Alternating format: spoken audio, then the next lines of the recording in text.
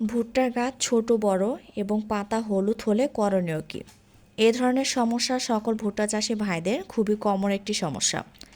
এই ধরনের সমস্যা সমাধান করার জন্য আপনারা ব্যবহার করতে পারেন সেমকো কোম্পানির ম্যানসার, লিটোসেন এবং মাইক্রোথিওল। প্রথমে জমিতে জো না থাকলে সেচ দিয়ে জো আনতে হবে।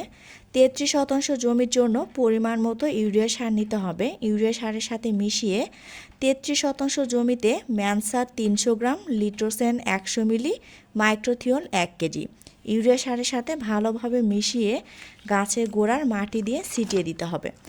অথবা স্প্রে করতে চাইলে স্প্রে করা যাবে। স্প্রে করার জন্য ম্যানসার প্রতি লিটার পানির জন্য 2 গ্রাম, লিটোসেন প্রতি লিটার পানির জন্য 1/2 মিলি, মাইক্রোথিওল প্রতি লিটার পানির জন্য 3 গ্রাম। অবশ্যই আলাদা আলাদা পাত্রে গুলিয়ে নিতে হবে। তারপর এক জারকিনে করে গাছগুলোকে ভালোভাবে ভিজিয়ে স্প্রে করতে হবে। কৃষি বিষয়ক সকল ভিডিও পেতে আমাদের চ্যানেলটি সাবস্ক্রাইব করবেন।